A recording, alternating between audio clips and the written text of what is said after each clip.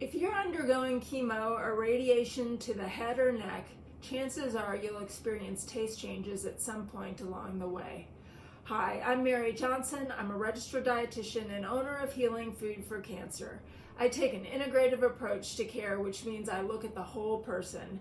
And in today's video, I'm going to provide you with strategies so that you can stay well nourished, avoid unwanted weight and muscle loss, as well as keep your immune system strong, avoid interruptions to your treatment, and continue to enjoy meals with loved ones. Changes in taste result from changes in the taste buds, and it is normal for there to be several different kinds of taste changes, about 5 actually. Things might taste too sweet or too salty, or they may have a bitter taste, they may lose their flavor altogether, or they may taste sort of metallic.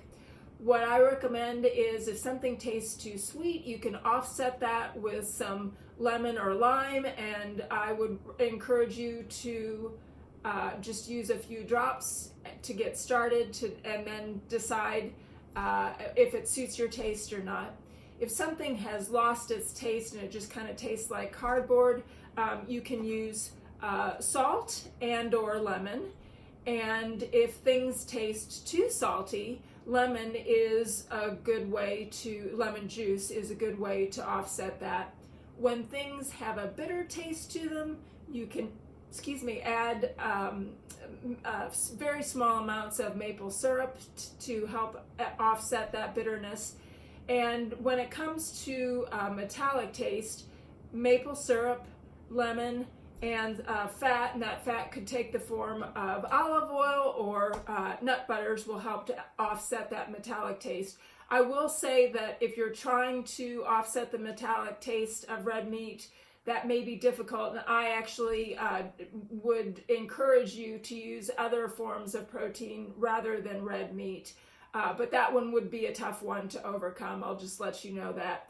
I do encourage people to use sauces and marinades that have these different ingredients in them.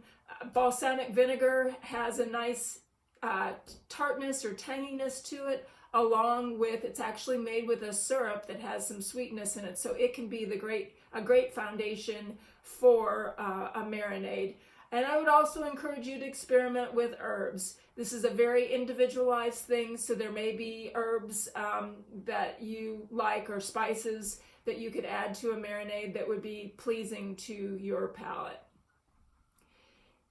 There are a number of different things that you can do aside from things to add to your food that can help with offsetting your taste changes. The first is, on the day of treatment, I would encourage you to schedule a meal 1 to 2 hours before your treatment and then about 3 hours afterwards. It's also a good idea, if you can, to get assistance with the preparation of your meals. That will mean that you are not exposed any more than necessary to smells, which can be unpleasant sometimes and discourage you from wanting to eat. I would encourage small, frequent meals rather than trying to take in the normal amounts that you might consume.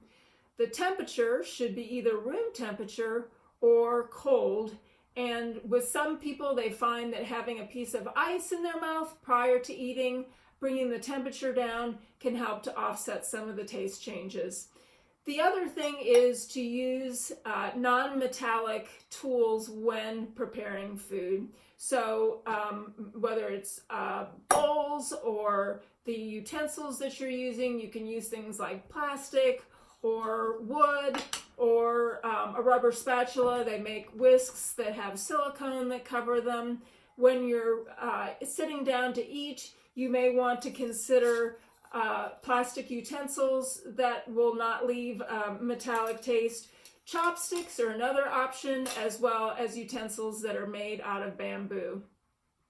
The last thing, which perhaps is the most important thing, is to make sure that you create a very pleasant environment when you are eating. So that includes the dishes that you use, the table linens. You use a nice cloth napkin rather than a paper napkin, And it also means to surround yourself with loved ones. And maybe they're at a distance right now because of the pandemic. Schedule a Zoom call and say, let's have dinner virtually together so that you can enjoy someone that you care about. You can enjoy their company as you eat.